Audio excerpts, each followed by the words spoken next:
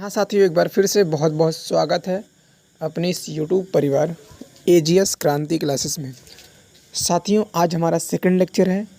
जैसा कि आपको थंबनेल पे दिख रहा होगा, हमने क्लास 9th के मोशन चैप्टर को लिया है और पहली वीडियो हमारी अपलोड है। उस वीडियो में हमने आपको बताया है रेस्ट और मोशन के बारे में। तो आज के हम इस वीडियो में आपको बताएंगे फिजिकल क्वांटिटीज़ के बारे में कि फिजिकल क्वांटिटी होती क्या है। तो सबसे पहले समझिएगा कि फिजिकल क्वांटिटी होने के लिए सबसे पहले ये ज़रूरी है कि क्वांटिटी होती कितनी टाइप की है और हम किस क्वांटिटी को किस में मेजरमेंट करते हैं। अगर आपने हमारा पहला लेक्चर नहीं देखा है तो जाके प्लेलिस्ट पे सर्च करिएगा सीबीएसई क्लास 9th फिजिक्स, वहाँ से आ जाएगा। आइए स्टार्ट करते हैं फिजिकल क्वांटिटी को। देखिए, बहुत सिंपल है। It is a physical property of material that can be measured. मतलब एक ऐसी क्वांटिटी जो किसी मटेरियल को मेज़रमेंट करने के लिए यूज होती है, उसे हम लोग क्या बोलते हैं, फिजिकल क्वांटिटी। और ये फिजिकल जो क्वांटिटी होती है वो मेजरली दो टाइप की होती है।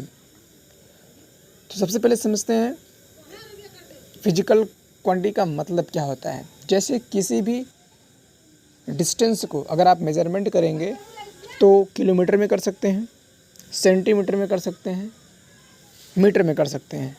किसी अगर आप लिक्विड को मेज़रमेंट कर रहे हैं, जैसे मिल्क ले लिया आपने, तो आप उसको किस में मेज़रमेंट कर सकते हैं,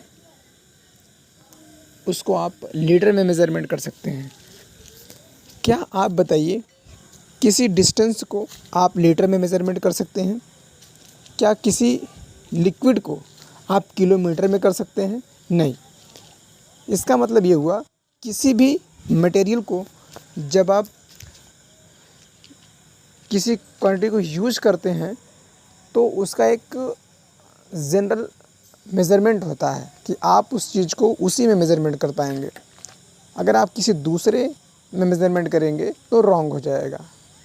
ठीक है, तो इसी को देखते हुए अपने पास जो क्वांटिटी होती है दो टाइप की होती है। पहले का नाम है scalar quantity. It is a physical quantity having only magnitude not direction.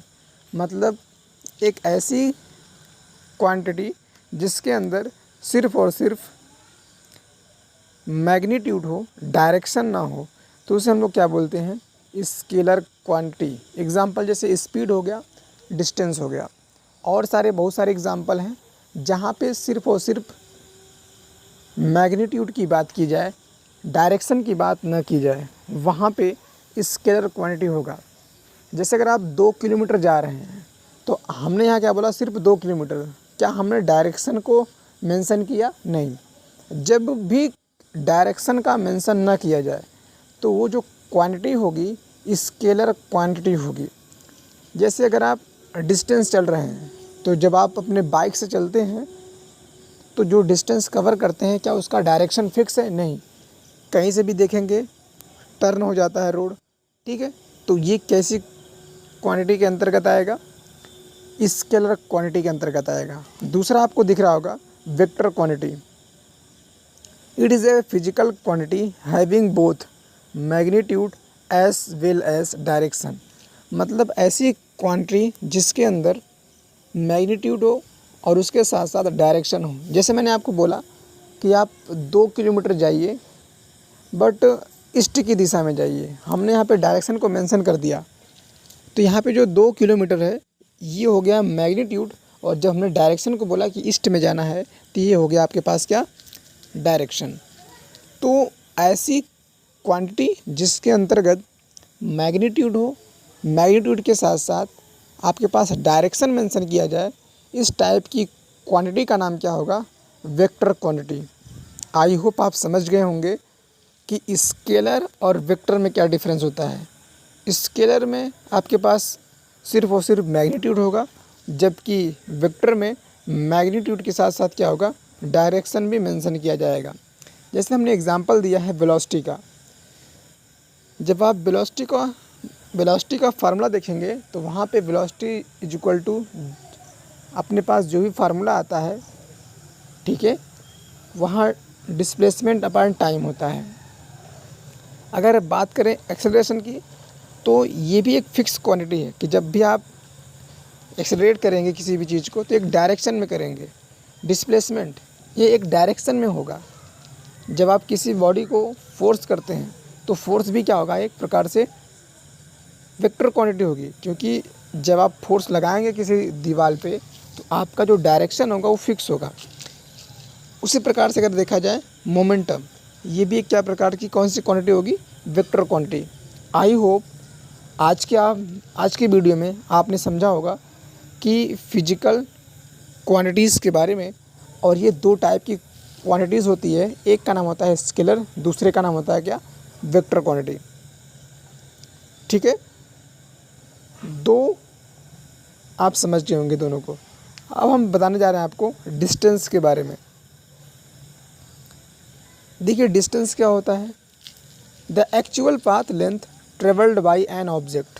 किसी भी ऑब्जेक्ट के द्वारा जो एक्चुअल पाथ लेंथ होगी, जितनी वो ऑब्जेक्ट ने क्या किया, ट्रेवल किया, चला, उसी को हम लोग क्या बोलते हैं, डिस्टेंस बोलते हैं। या आप ऐसे भी कह सकते हैं total path length is known as distance. किसी भी ऑब्जेक्ट की जो टोटल पाथ लेंथ होगी उसी को हम लोग क्या बोलेंगे, डिस्टेंस बोलेंगे। डिस्टेंस एक प्रकार की स्केलर क्वांटिटी होती है। It is a scalar quantity. इसका कोई डायरेक्शन फिक्स नहीं है। जैसे पॉइंट आपने ए से चला कहाँ पे, बी पे, बी से कहाँ चला आपने सी, आप ऐसे भी जा सकते हैं डी पॉइंट पे। तो क्या ये डायरेक्शन माने रख रहा है, नहीं। आप यहाँ से भी जा सकते हैं कि अगर आप चाहें तो आप ए को उठाएं, ए से चले जाए सीधे डायरेक्ट यहाँ पे डी पे।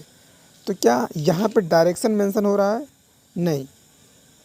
तो इस टाइप की क्वांटिटी क्या कहलाएगी, स्केलर क्वांटिटी।